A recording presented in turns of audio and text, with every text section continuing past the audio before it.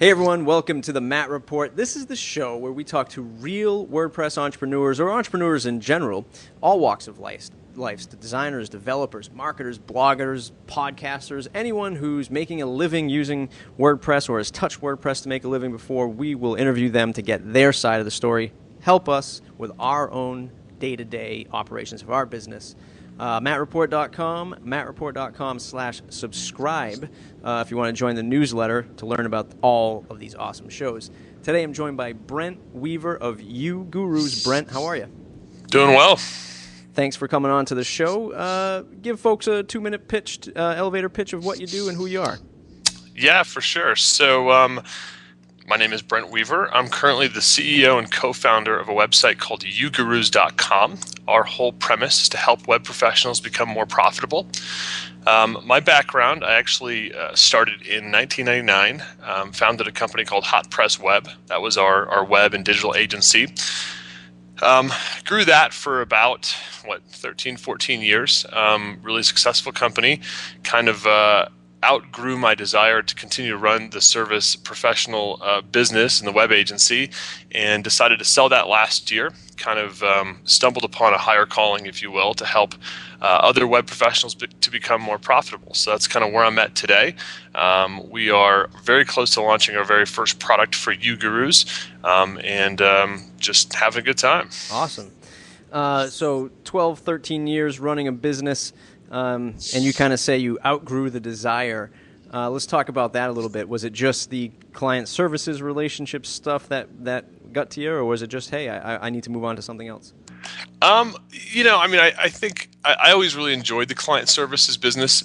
For us, we kind of created our own problem, which was we actually created an information product about 4 years ago and kind of got into that business. So we had really two sides to our business that we were running. Half of it was the client services business, and half of it was actually a product. And so we started getting pulled in two different directions. We had, two completely different customer groups. We were working with small business customers, nonprofits, and then we were also working with web designers. And it just got to the point where we were kind of talking out of two sides of our mouth. We had two very distinct different customer groups, and we just made a decision to run with the Web Pro customer group. And so, in doing that, we decided to kind of sell off the web agency side, focus 100% of our energy on the Web Pro. And so it wasn't really getting tired of the client services business. It was just like we were ready to focus more on this side of the shop. Mm-hmm. How did you stumble 4 years ago onto the informational product? Yeah, so we got part of our start in, I've built websites on pretty much every single platform out there. So we actually originally built our own CMS. I think that used to be pretty much the trend. Every web designer would, create their own way of allowing their clients to manage their content. And then we went on this decade-long journey of toying with other systems. So, open source platforms, proprietary platforms, and all that kind of stuff. And we actually had part of our success in launching an information product for technology by Adobe called Business Catalyst. And so that was actually something that was our first info product, and it was pretty successful, and it's still alive and well for the website, but we've kind of opened that market up a little bit more. So we now focus more on the general web pro versus just the BC folks, and that's allowed us to kind of bring to the surface some of our experience with WordPress and some of the other technologies. Yeah. Back to the client services, a lot of folks, obviously my audience being primarily WordPress, most guys, gals starting out will say, you know what, I'm going to run with WordPress. I'm a WordPress developer, or I'm a front-end designer for WordPress, so I'm only going to use WordPress. Did you Did you use multiple platforms because you just said, here's the kind of client I want to go after, and my client uses all these different platforms? Or did you just say, I'm going to be open to just capture as much business as I can? Well, I think part of the benefit of having an agency, of having multiple people working with you, is you can kind of, in some cases, be a specialist in a certain technology, but you can also kind of work with a lot of different things. I think as an individual, it's difficult to be an expert in 5 different systems. But I think when you have an agency, you can absorb as much business as you want. You kind of have this cookie monster mentality of like you need so much business to keep everything going. And I think when you're a smaller shop, when you're a freelancer, or when you have maybe there's one or two of you, I typically recommend that people focus in on an individual platform and a technology, because it becomes way too difficult to manage more than one piece of technology if you're a small shop. So we had the benefit of having the agency, having a team, and really our focus was more on trying to get as many customers as we could and grow a really healthy agency. Nice. Did your team back then, did you guys use a lot of WordPress? Did you get involved with any WordPress stuff? Yeah, I mean, we've definitely launched a lot of sites on the platform. I think, one of the things that I tried to keep my focus on, though, was more about like we're in the growing customers business. So like for our end clients, I would spend very little time actually pitching them on whatever technology they were using. And I think that was most of the premise of my article on Specky Boy, was that too many people come into a sale and they start saying, I'm a WordPress expert and you should hire me because I'm going to launch you this, great website on this open source technology. And then all of a sudden they wake up and they're wondering why they're having a hard time getting $1,500 or $2,000 for a project. And so, I try to bring that experience to the table, that, most of my agency and my selling experience had very little to do with the technology. I mean, my team had the focus of what's going to be best for this customer. But in my case, I really try to spend more of my time helping to understand what part of my project was actually going to help a company grow versus which widget we were going to use to launch a certain project. Yep. The developers and designers out there who live and breathe WordPress are all cursing, if not, just shutting off the podcast right now. But please continue to listen. This is good stuff, and this is actually how I connected with Brent when I read his Specky Boy article about not saying WordPress. This is super, super important because, like you said, when we go to WordCamps, we're all with our WordPress buddies. Everyone's like, hey, I cached this database and served up 4.7 million requests on this website. My customers are going to love me. They don't care. They don't care. They want they want their website to work. That's it. They don't care about all the cool stuff you're doing within WordPress. Was this a reality you learned over time? A strategy you had going into running your agency? You knew right off the bat, I'm not going to sell technology. I'm going to sell, the solution. No. So I used to sell the technology. Yep. So I used to, be really excited about the demo. Yep. I used to try to always come in and be like, oh, we're going to put you in this new system and it's awesome and it's great. And, and I would spend a lot of time pitching the technology. And then at the same time, though, I was really struggling as a web designer. My agency was struggling. We were always redlining. I was having a really hard time getting $4,000 or $5,000 was those are big projects for me. And so I kind of went on this quest. And my quest involved hiring a lot of consultants. I joined a program called EO, which is Entrepreneur Organization. I talked to a lot of entrepreneurs. I paid way too much money for way too many consultants. And then I, continued to sell. And so part of that journey kind of led me to this epiphany that, customers aren't buying the technology. And especially if you want them to buy you, the expert, and you want them to buy you, the agency, then you really need to bring your value proposition to the table and stop relying so heavily on the technology's value proposition. I think as a web designer, we love code, we love design, we love the new technology that's out there. Whatever the new widget, the new plugin, we get so attracted to that. But we kind of forget who's sitting in front of us. We forget about the customer and what really is going on in their world. And so when I started spending more time getting involved in their world and forgot a lot about what was happening in my web design world, that was when my projects started turning into $10,000 projects and $20,000 projects. And then, we were getting $30,000 projects. And it was like, when it hit that point, I realized I wasn't talking about the technology at all.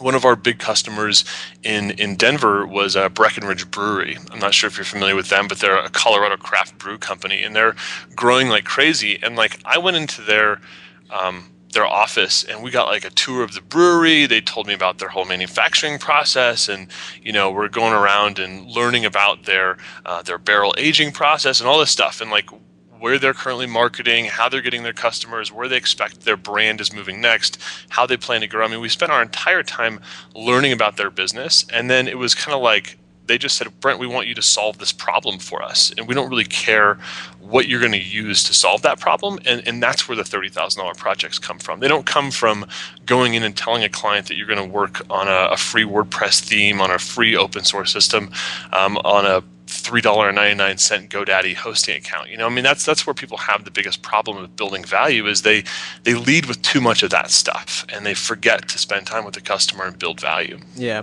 you're absolutely right. I think it'll come into play for my real hardcore developer listeners out there. We've been involved with large projects like TechCrunch and AOL and stuff like that, and maybe at that level when you're talking about scale, and there is a team of people actually evaluating the technical side of it. Will this product scale to X number of visits a month or whatever? Then you can bring in the technology. But for a client like that, a brewery, where you're going to be getting paid some serious bucks, especially as a growing agency, they don't care. They just want that solution that works. And you're right. We get so caught up in the cool, hey, check out this dashboard of WordPress. It's great. You can create content. You can upload photos. You can do plugins. No one cares. And funny, I ask my guests at the end of every episode, what book do they recommend? And all my guests have been recommending the E-Myth book, and I never read it. And I was just like, it's just like another online book. I don't really care to read this. And then I started reading it, and like the very first chapter is about how you as the worker, you love this stuff, right? You love this technology stuff, and then you try to just work in your business. No. Take a step back. Look at the big picture. Look at the solution that you're providing. So it's great. It's great stuff. Well, and you'll always have those people that are very interested in the technology, or maybe you're attracting people because you're an expert in this specific technology. And I think that's a certain level, it gives you a certain level of credibility in a deal. And obviously there's going to be a time and a place in a project where you do have to deep dive in the technology. And I'm not saying by any means that you shouldn't be an expert. It's just where that expertise gets kind of drooled on a project, and it's usually not in the first part of it. It's not when you're trying to build value for what you do. There's kind of a time and a place for it. I think if I give you kind of the restaurant analogy, I think we don't really care what the chef did, behind the curtain, right? We don't care what ingredients they use or that kind of stuff. I mean, maybe there are some customers that do, but for the most people out there, you just care what it tastes like. You care what it smells like. You care how it's presented in front of you, and how it actually got to that point. You're not super interested. And there's definitely a lot of dishes. I mean, like foie gras or other stuff where it's like you don't really want to know the details of how it was made, but right. You're more interested in the experience it gives you, and I think that that applies to our business really well. You're the chef. You don't come out and just explain to your customer what all of your ingredients are and exactly how you're going to make it. They're more interested in the experience and in what it tastes like than they are in every single detail about what's in it. You just said an interesting word there, the experience, and I think a lot of folks in our field aren't thinking about the experience that the customer is experiencing when they're dealing with freelancers or an agency. What's the process like? What's it like when they finally say yes and they take on my project? How do they communicate with me? How well do they communicate? What updates are they giving me along the way? Because I'm not a tech savvy person. This is the customer talking. Did you ever focus on the experience of the customer's interaction with you? Once you started finding a different voice instead of selling technology, did you kind of make it an experience? Did you shift gears in that perspective?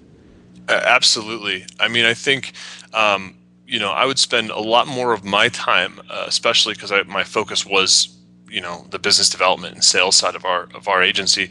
I spent a lot more of my time thinking about what that experience was like, what every single interaction actually was, how long I was spending with the customer, what we were talking about, what our agenda was supposed to be for that interaction, and spending more time thinking about how to make those interactions really, really interesting and engaging, versus coming into them with some huge cool technology demo. I mean, I never demoed the technology, or at least for the most part, I kind of stopped. And I spent a lot more time thinking about how I was going to connect and form a real lasting relationship with this person. One of our products that we're launching very soon on Ugurus is called the Web Design Sales Kit. And basically outlines my interaction model of how I would take, I'd have 9 interactions with a potential customer before I would ever sign a deal with them, and basically outlines what I would do on every single one of those interactions and how I would kind of scaffold those meetings, initially spending maybe 5 or 10 minutes with a customer, and by the end of the 9 interactions, spending 2 hours with the customer. And every single one of those meetings is customer oriented. None of them that I outline actually ever has you talking about like what you're going to do for the customer. It's all about figuring out who their customer avatar is, who their value proposition is, analyzing their market and competition, figuring out who in their market is doing things well and how they could potentially position themselves to overtake them in the online space. So I spend all my time thinking about their business and really their customer versus thinking about, what the heck's going on in my agency. Yeah. That's awesome. Were those first 4 or 5 that you mentioned? Are those part of the 9? Yeah, the first couple, one of the things that is always interesting is my second meeting that I always have with a prospective customer is always qualifying them for my business. And I think that's something that a lot of web companies don't do enough of. They just kind of like whoever knocks on their door, they just want the business so bad and they forget to say, do I really want to work with this customer? And then like somewhere halfway through a project, they wake up and they're like, man, I can't stand this person. I hate their business and they're so mean to me, and so that's kind of what our first couple interactions are is getting to qualify them, making sure that they're somebody that your value proposition is going to fit really well with and that they're your ideal customer. And then we get into discovery, and discovery is usually around 4 meetings for me before we ever present a proposal. So a lot of guys like to have an hour-long conference call and then present some proposal to somebody, and I push that all the way to the end. So I usually don't present a proposal to somebody until I've had a lot of interactions and I feel pretty comfortable that I want to move forward with them. So this is what it sounds like from the outside. It sounds like you're about to spend 10 to 12 hours worth of work without getting paid. How do you answer that? Well, so it's kind of funny. So that could be possible for sure. And if you're going to sell a $20,000 deal, you can probably be pretty assured that might happen. But something that you can actually do, because this process that I outline is you do deliver so much value, is a lot of times I would charge for my sales time. So like when we would get past the second interaction and basically I realized that they're a good potential fit for my business, I'd say, hey, look, I've got this discovery process. We're going to deep dive in your business. It's going to take about 10 hours and I'm going to charge you $1,000 for it. So you get them to commit to a smaller mini project. You're going to spend a lot of time with them, consulting with them, kind of consultative selling. And then at the end of it, you're going to give them a really good scope of work that outlines their project, their audience, their drivers, their key pains, the problems they're solving, a customer avatar. So you can charge for it. I didn't used to charge for it, but once I got really, really good at it, I actually did turn that into part of our agency's services. That's awesome.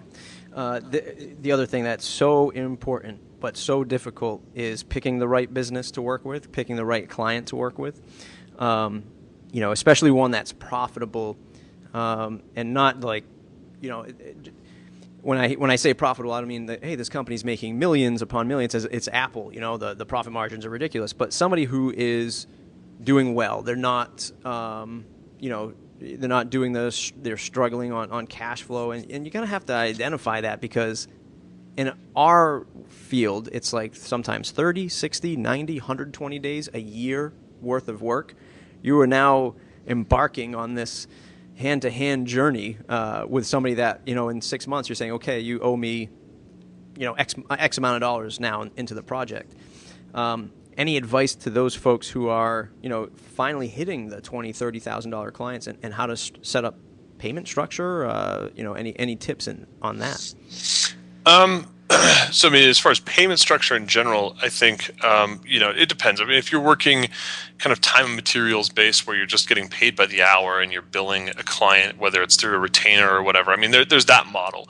Or you're doing more fixed price projects. And at least in my experience, most web projects clients like the fixed price approach. They like to see a scope of work with a very specific dollar amount versus just kind of having the open-ended retainer. Over the years, we had tried open-ended retainers a lot. It works really well with ongoing support agreements, but for upfront projects, usually it's the fixed price project. And I moved to a model where we always did 50% up front and then 25% at a midpoint milestone and then 25% upon completion.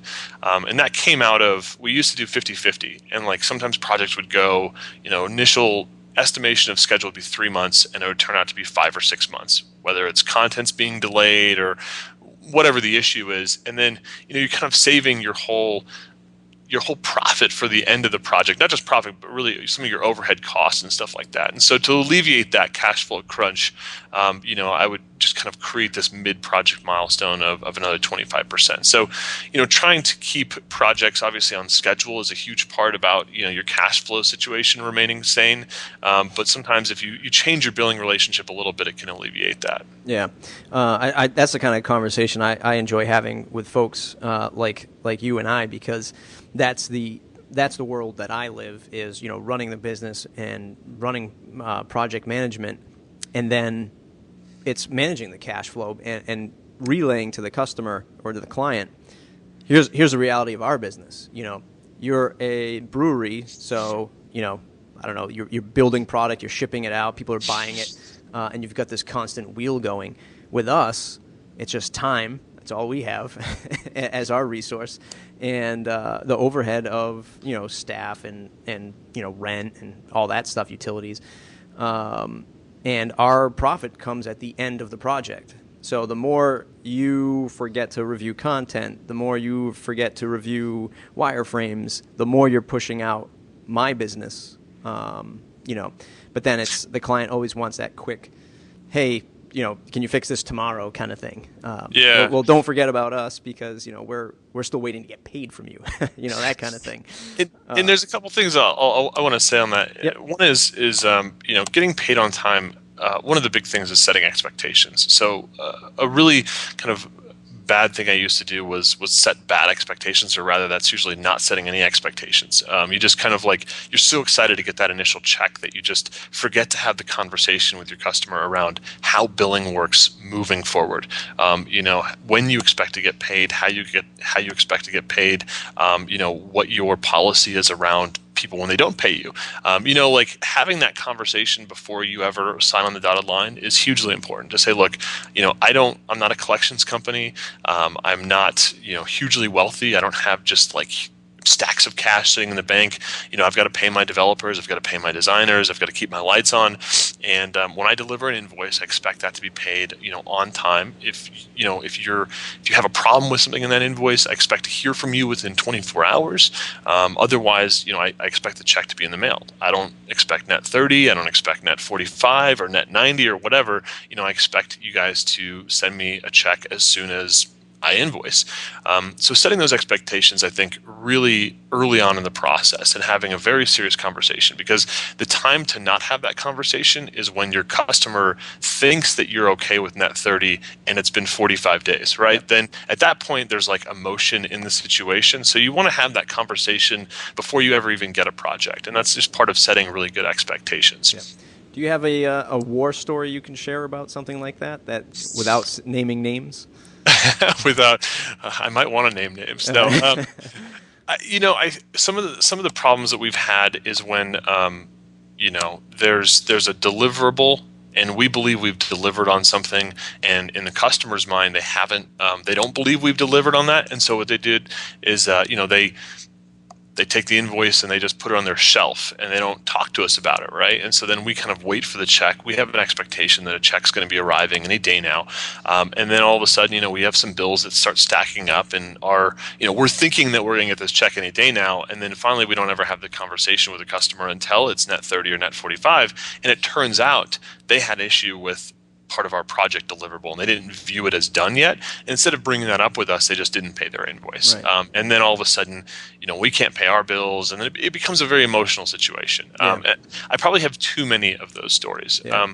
The other thing that I think has happened to me that is difficult is when you're working with larger customers. If you're working with somebody that is a major Fortune 500 or Fortune 1000 company, and they have an expectation that they always pay net 30 or net 90 or whatever. And, those are people that you definitely need to set ground rules to say, look, I'm the little guy, you're the big guy. And even though you guys always pay net 90, I can't work like that. And try to get them to bend their rules for you. I didn't used to do that, but ever since I started asking companies like that to kind of bend their rules and reduce their billing profile, then usually they would go ahead and say, okay, well, we can't do due upon receipt, but we could do net 45, and that can also be a good tip. Yeah, that's one of the things I've talked about in the past is exactly that. Bigger clients are great. It's a bigger paycheck. It's another zero at the end of that paycheck, but it's bringing along some of the same problems as the local mom and pop who just can't make the payment because they just don't have the money. Whereas a big Fortune company is going to pay you in 90 days because it's just the red tape and the way it works. By the time that invoice gets to floor number 23, it's already month 9 or month 3, and they're just putting the bill out to pay or sending the check out to pay you. And I don't know if you're aware of this, but actually most business schools for the MBAers out there are taught to take as long as they possibly can to pay their invoices. So, business schools are teaching people to go into corporate to take 90 days to pay your invoices because they want to keep their cash as long as they possibly can. So you're also fighting against that. So it's they do create bureaucracy, but they also have like their standard operating procedure that they're taught in school is to not pay on invoices. And that can affect the freelancer in a big way. Absolutely. Absolutely.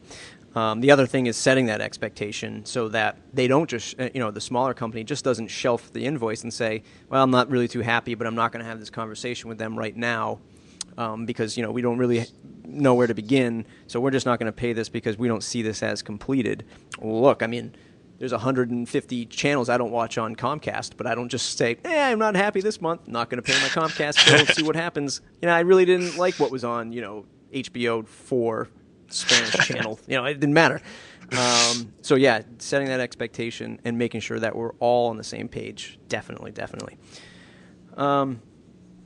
WordPress specific. Is there anything that you see? I know you're trying to get away from technology now.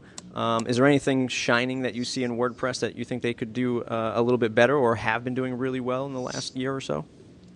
I think, for a lot of web companies, I think one of the problems I still see with a lot of WordPress implementations out there is the constant updating, the overhead that exists if you have a lot of WordPress sites for an agency. And I've seen some kind of cloud-based solutions and kind of some update type of methods that you can use, but I still haven't seen like the silver bullet for, you've got, in our agency we had, let's say like 300 sites that we constantly managed. And the overhead for that is, it's a lot ongoing as an agency, and I think when you compare that against some other SaaS-based solutions out there, some of the the Shopify's and the BigCommerces and those types of applications is they get the benefit of you have no overhead when it comes to technology. You don't have to worry about the hosting solution and all that kind of stuff. And so I think for the agency, for the bigger customers, that's still a problem. You still hear a lot of customers complaining that their site got hacked and all that kind of stuff, and they're whoever built their website kind of went on a hiatus and just didn't do the security updates and the patches.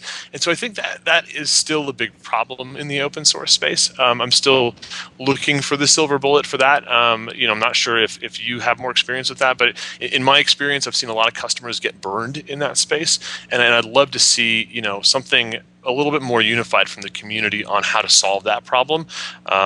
So that's kind of one of my big issues with it. But at the same time, the platform has evolved so quickly, and it's doing some really amazing stuff when it comes to content distribution. So I think there's kind of a trade-off there. Yeah. But yeah, no, you're absolutely right. What's next for you, Gurus? I see that you do a lot of video. You're doing a lot of web shows helping folks in the web professional space. What do you have going on next? Yeah, so I mentioned it a little bit, but our first product is launching. It's a web design sales kit. It's basically, my 14 years of selling web professionally, all of my experience. Well, I should say it's my later career experience that I'm teaching. I'm not teaching the early stuff, right?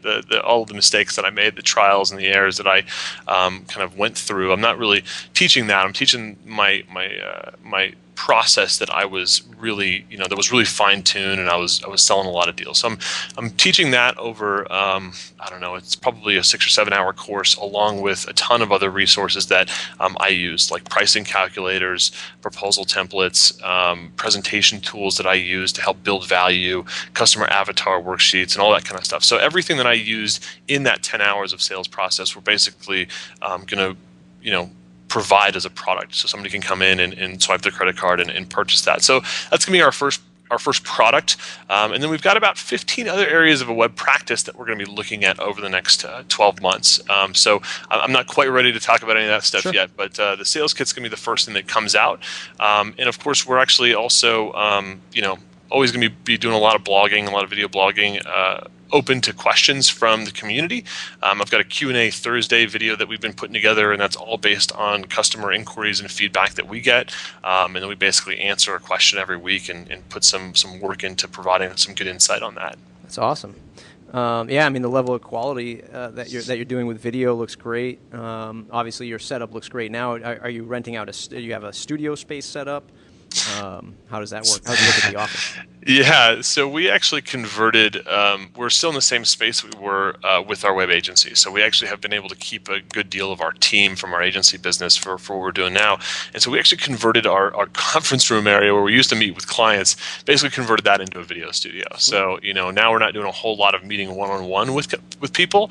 And if we are meeting with them, there are other web professionals, and we're probably interviewing them anyways. So we basically converted half our office into a studio. So it's pretty cool. That's tremendous. That's awesome. Very, very good. So that ends the formal interview. So we'll jump into some of the last two segments of the show, the What's in Your Toolbox segment. What piece of software or hardware do you use to run your business on a day-to-day basis, like an Evernote, Gmail, an iPad? What do you have? Do I have to pick one? I feel like if you got a bunch of them, throw them all together, because that's awesome. We've got like software soup here. We use. Are you familiar with Podio? I've heard of it.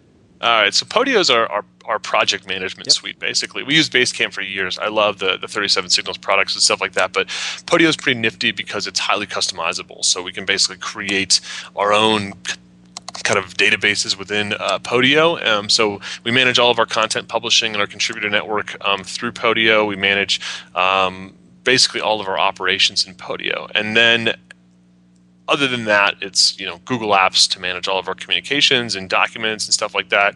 Evernote for all of our note-taking stuff. Dropbox, we obviously move a lot of video around, so Dropbox is our solution to kind of keep all of our video stuff synced up.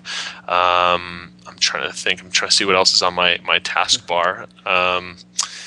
And then I actually use Trello to manage my personal task lists and stuff like that. So I'm not sure if you're familiar. Ryan Carson has published a lot about how he uses Trello to manage Treehouse, and so I've been using that same methodology, and it's pretty cool and definitely very useful. Yeah, I actually started using Trello internally because we've used Basecamp for years, and of course there's a new Basecamp.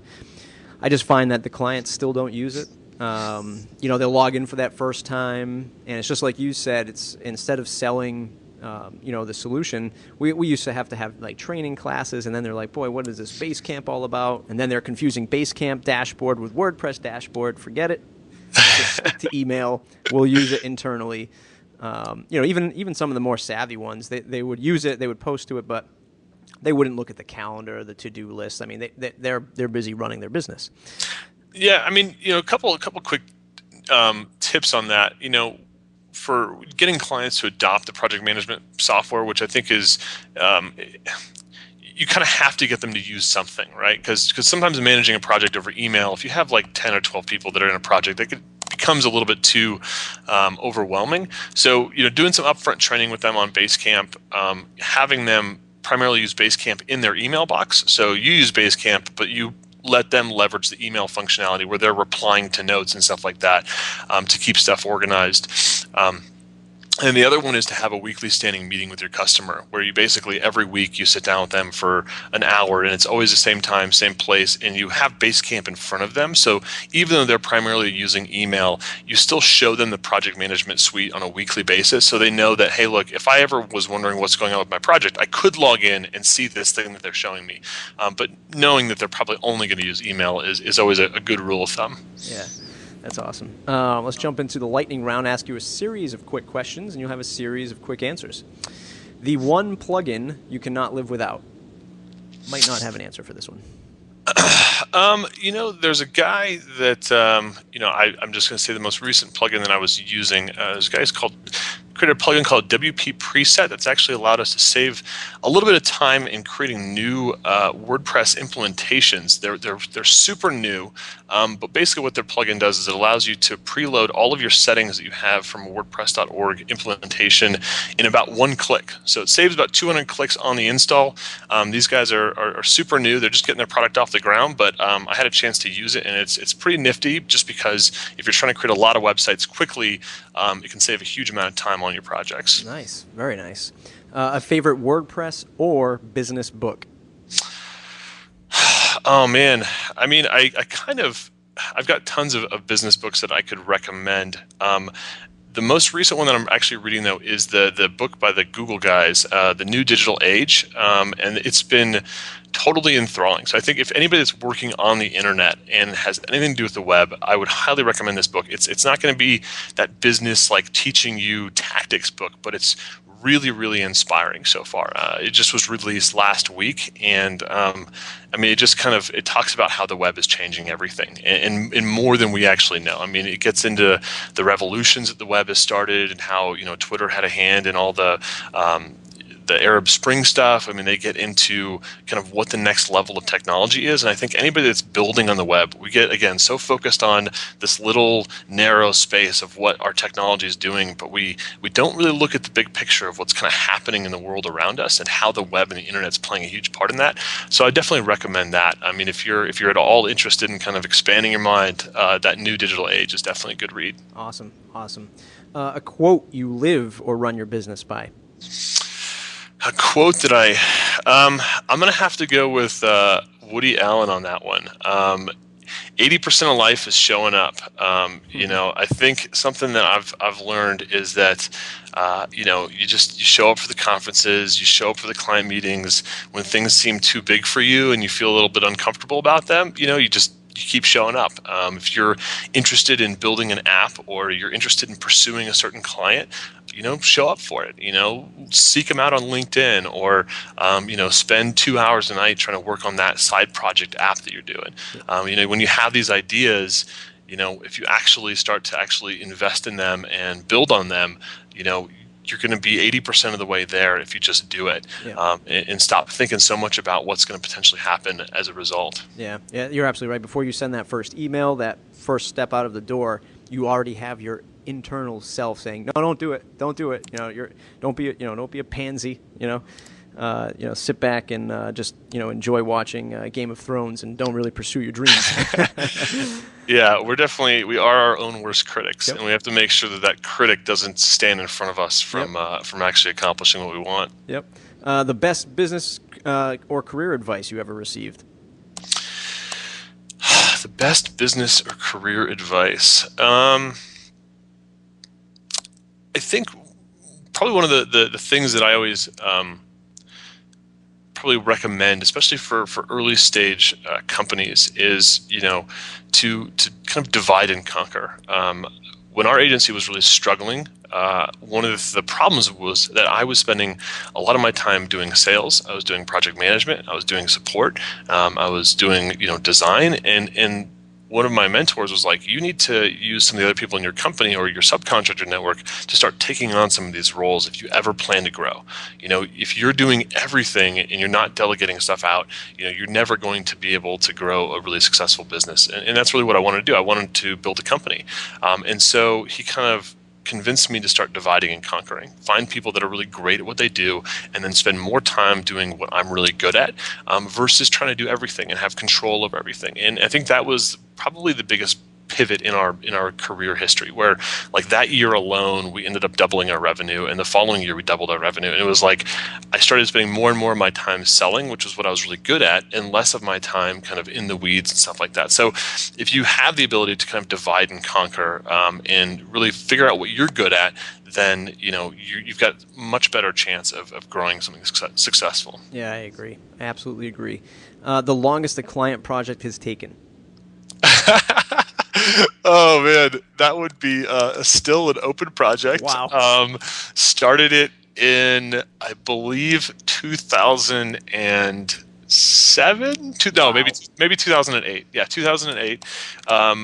It was for I don't want to say the client, but it's still an open project. It's a Denver business.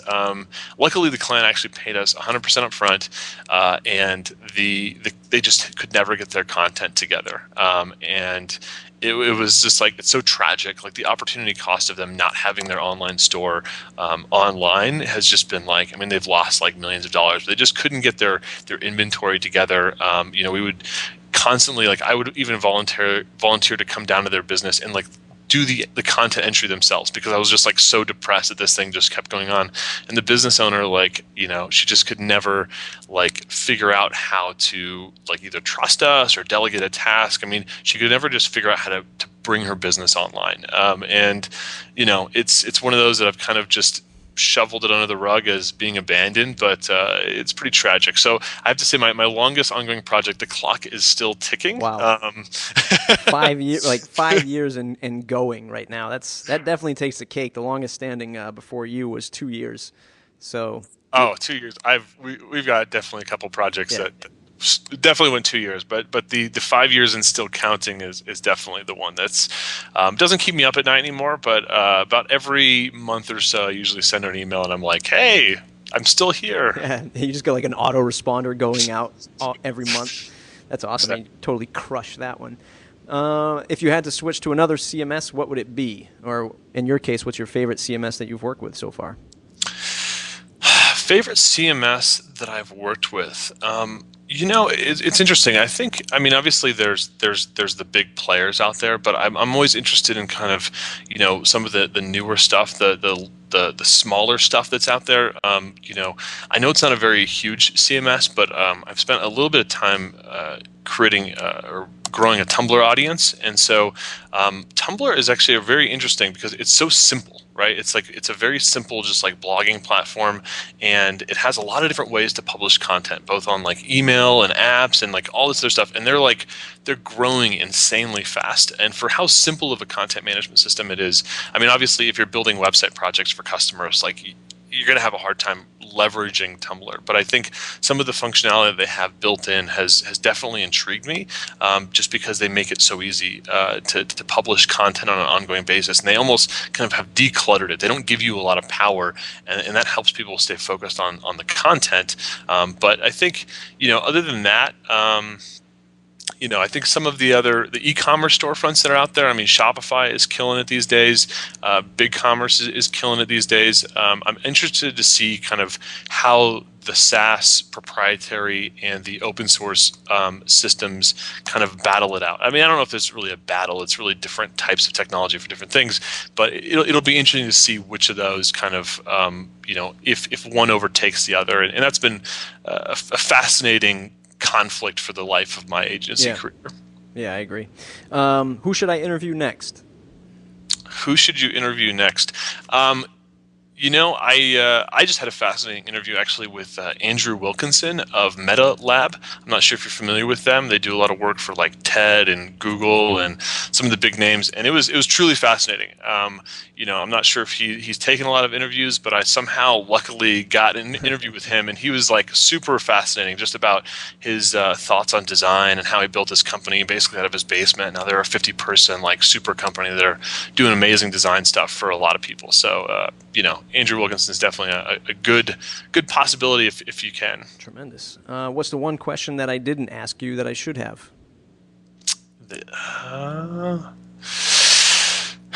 I don't know, man. You've covered a lot. I think I got them all. you got them all. I'm trying to think here. I don't got anything new for you. Sorry. Nice. That's all right. That's okay. I did my job. All right, so that's awesome. It's been an awesome interview, Brent. You did an amazing job. You gave us so much awesome inside info to running an agency to now growing a new product. Folks, if you want to see more of this stuff, mattreport.com/subscribe, so you can join the mailing list and you can find all these awesome interviews when they come out. Brent, where can people find you on the web, and where can they say thanks? Absolutely. So our website, ugurus.com, that's the letter U and then gurus.com. You can, of course, check us out there. We got some really cool blog posts and content kind of furthering the conversation we've been having here. And then you can always follow me on Twitter, and that's at Brent Weaver on Twitter. Awesome. Thanks, Brent. Thanks for doing the interview. Absolutely, Matt. My pleasure.